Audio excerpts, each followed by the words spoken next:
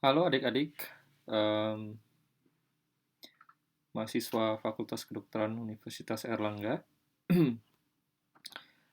Semoga kita semua dalam keadaan sehat karena pandemi ini tentu sangat em, menimbulkan banyak hal yang cukup mengejutkan di dunia kesehatan. Kita akan belajar tentang pemeriksaan laboratorium diabetes mellitus. Nanti sesi ini akan saya bagi dalam 3 rekaman video supaya nggak bosan. Nanti kita akan belajar apa saja, kita mulai saja. Kita belajar tentang apa saja sih uh, pemeriksaan dari diabetes mellitus, dan yang terakhir nanti gestasional DM akan saya bahas.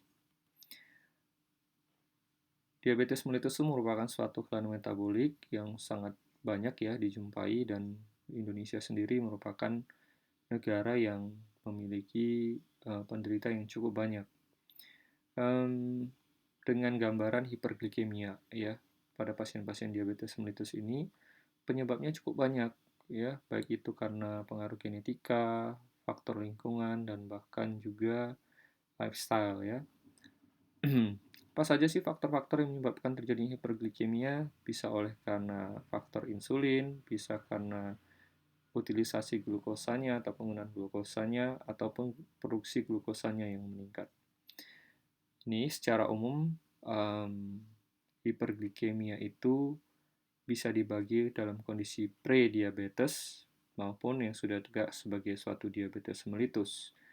Yang dikatakan sebagai pre-diabetes itu biasanya adalah suatu impaired fasting glucose atau uh, impaired glucose tolerance. Ini sering kalau baca nanti di dalam literatur ya.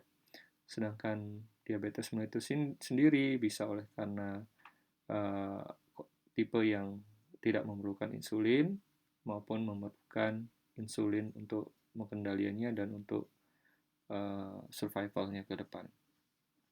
Secara tipe sebetulnya banyak sekali tipenya, tapi dikelompokkan tipe 1, tipe 2, tipe lainnya yang macam-macam nanti akan bisa dilihat di apa di literatur. Dan gestasional diabetes ini cukup banyak dibahas karena menyangkut penderita wanita.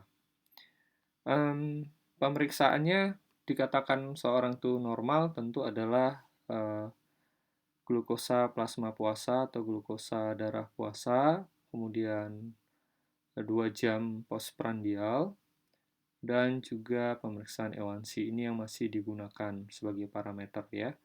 Dikatakan bahwa normal itu kalau kurang dari 100 mg untuk glukosa puasa, dan 2 jam postprandialnya adalah 140 mg per desiliter. Dan dikatakan A1C yang normal adalah kurang dari 6%.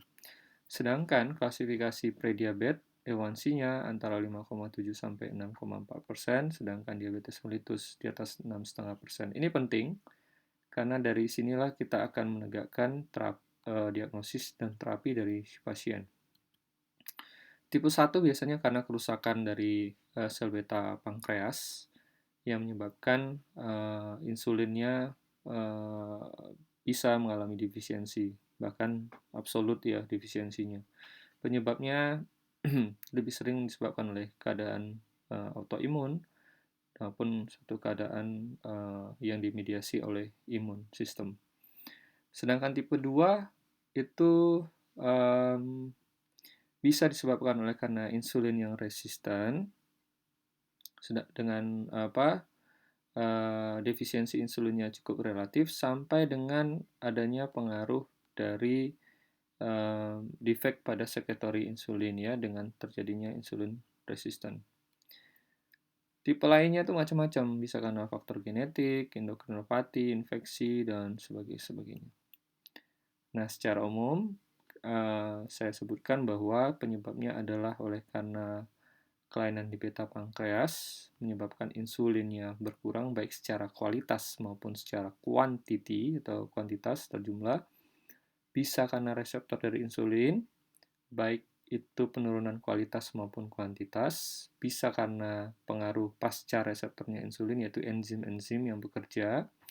Bisa oleh karena inhibitor atau counter regulatory hormon dari insulin. Misalnya anti-insulin, antibody, kemudian hormon-hormon lain yang berlawanan dengan insulin seperti glukagon, epinefrin, kortisol, growth hormone, thyroid hormone yang sudah kita pelajari sebelumnya.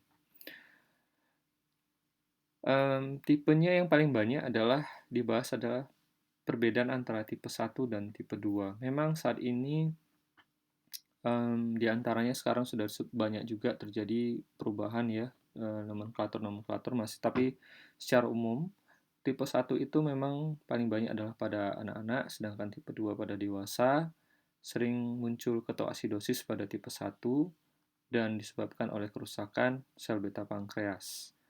Dan kalau diperiksa, si peptide tentu hasilnya akan sangat rendah atau tidak terdeteksi. Tipe 2 biasanya pada dewasa, jarang terjadi ketoasidosis, biasanya sebabkan dari insulin resisten, dan kalau diperiksa peptidase-nya tentu akan terdeteksi. Terapinya juga berbeda, pada tipe 1 bisa harus insulin ya, sedangkan tipe 2 masih bisa oral antidiabetik maupun insulin. Dan kalau periksa HLDR tentu tipe 1 positif dan autoantibody seperti GAT65, IAA dan islet cell antibody banyak dijumpai positif ya. Untuk pencegahannya sampai sekarang masih tanda tanya. Sedangkan pada DM tipe 2 HLA-DR dan autoimunnya negatif dan bisa dicegah dengan lifestyle. Ini normalnya ya pada orang yang puasa, tentu kadar glukosanya sangat rendah, kemudian ketika dia diberi asupan makanan, maka akan naik secara bertahap, ketika diabsorpsi di intestinal, kemudian akan terus menurun sampai ke level yang normal. Sedangkan pada diabetes, dari awal sudah tinggi, kemudian ketika diberikan makanan, dia akan meningkat secara mendadak dan turunnya sangat lambat dan selalu di atas nilai normal ya. Apa sih diagnosisnya DM?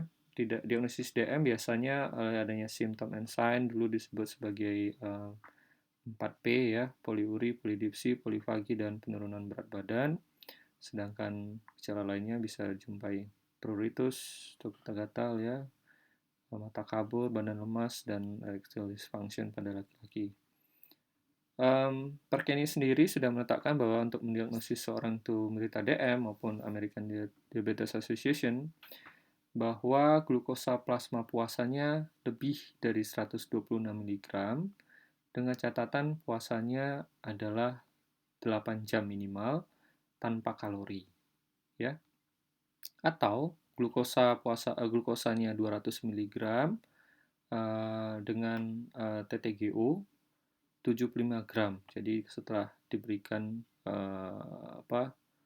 loading glukosa 75 gram, ya 2 jam kemudian diperiksa ternyata lebih dari 200. Atau glukosa acaknya lebih dari 200 dengan simptom yang klasik tadi, yang 4P tadi.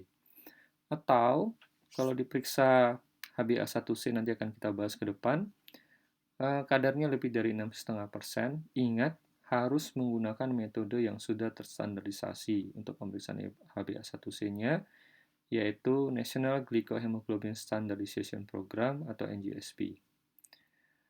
Nah, ini ya gambarannya tadi ya, prediabetes, diabetes, tidak saya bahas lagi, bedanya A1C-nya, plasma fasting glucose, dan oral glucose tolerance test-nya.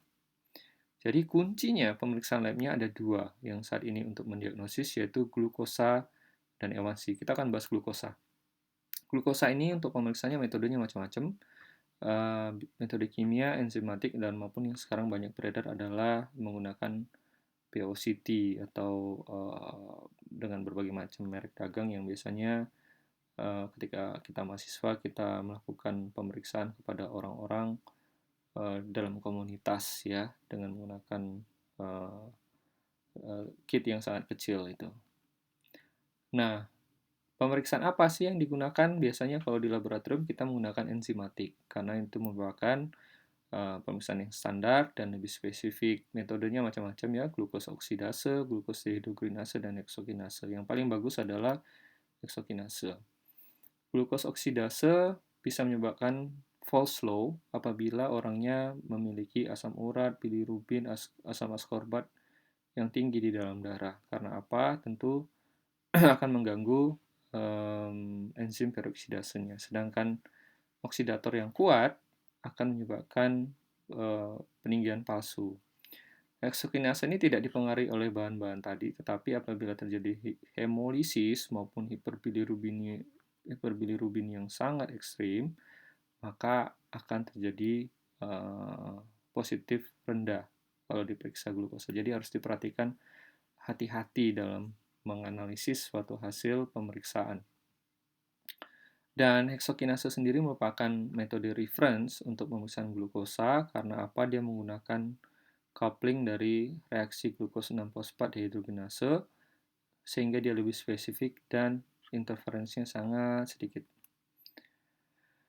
Untuk POCT-nya biasanya menggunakan glukometer